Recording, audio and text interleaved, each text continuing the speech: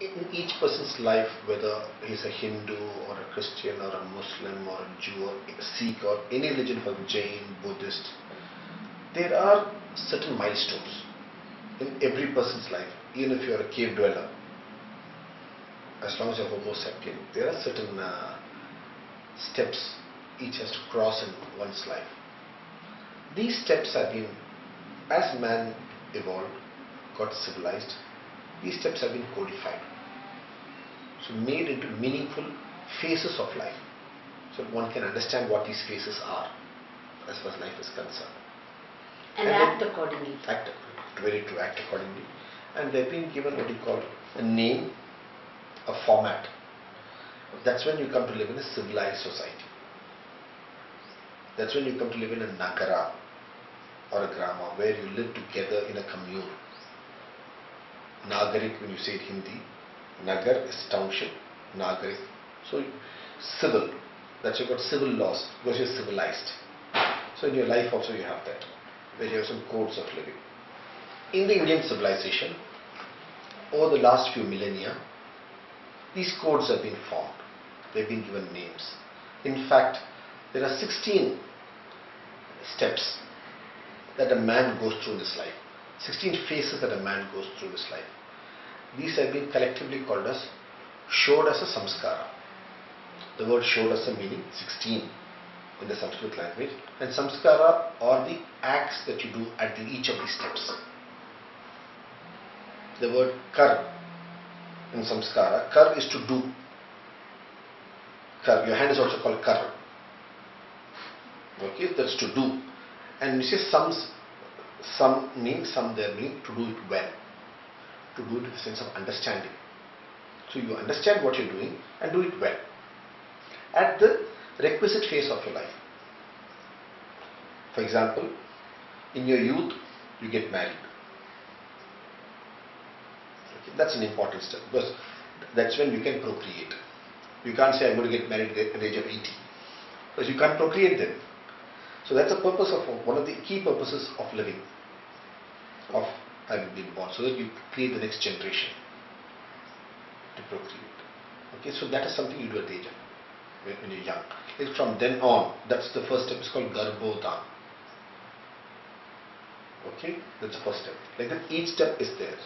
Okay, then as you said, Pumsavana, where you choose the gender, you at least you pray for a gender of your choice. Then Simanta. So 16 steps like that.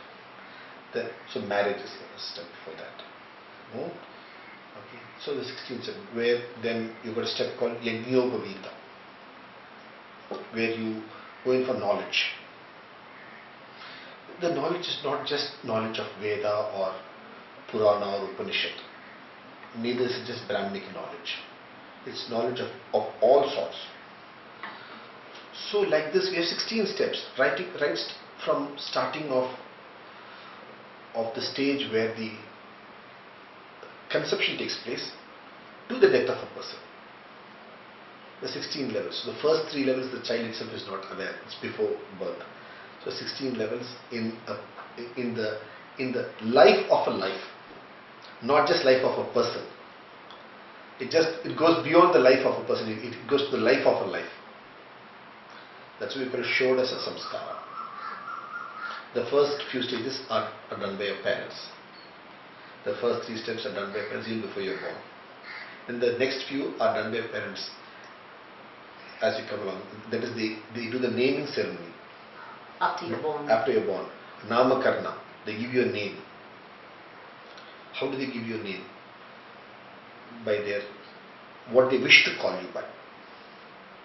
Or sometimes even better, what they do is they call the elder person of the family or a wise man, local wise man, to meditate.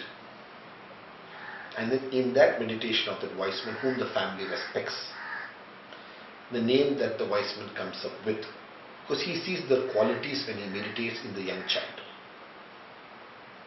And that's how they name a person. For example, we take the case of Rama. It was the family preceptor, Guru, Rishi Vashishta, who sat in dhyana and came up with the name Rama. for Rama. The one that is radiant. And the one who is so beautiful to behold.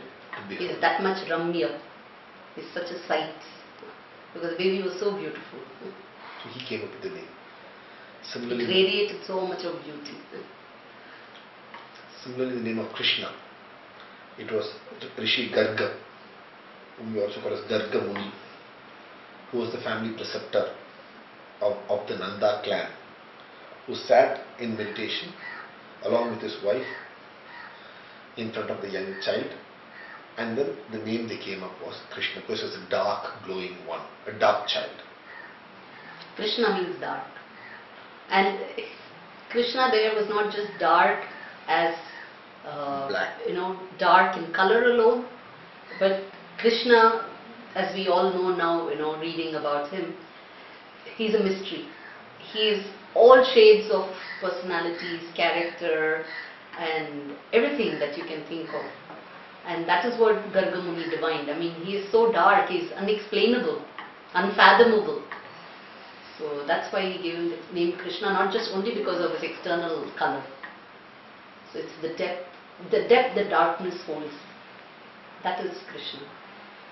So that's an important ceremony in a person's life, naming ceremony. So that's what either your parents want you to be like that, so they look at a goal in their life, a person that their young child, their adorable child should be like, or what they divine, the preceptor of the family divines a child to be. So that's how they name a child. And it's so nice. What happens is, and all these names are so meaningful in the Sanskrit language. If you find the name, when you utter the name, then the child understands what it means. And over time it imbibes those qualities. It strives towards that.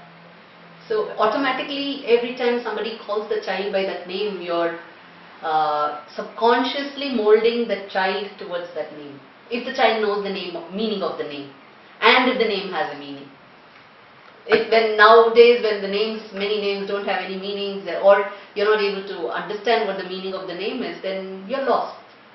You don't know. That's why you're always seeking something, but you're looking for answers. But if you knew what your name meant, then you know what goal was set for you, what was expected of you, or what was your inner quality that was reflected to that elder who named you. You would just walk along that path. So there are stages of life that a person has to go through, and these are clearly marked through experience of generations, which it's been classified, and whatever civilization you live in, be it the civilization which is in the Arctic or Antarctic or in the equator, these codes are there. In India you have these codes for a particular time frame. I mean, in the modern era, this may slightly change, but pretty much these are facts of life. You have to name a child, you have to give birth to a child, and you have to go through a phase of education, you have to go through a phase of working, then you have to go through a phase of retirement, and when you hand over reins to the next generation.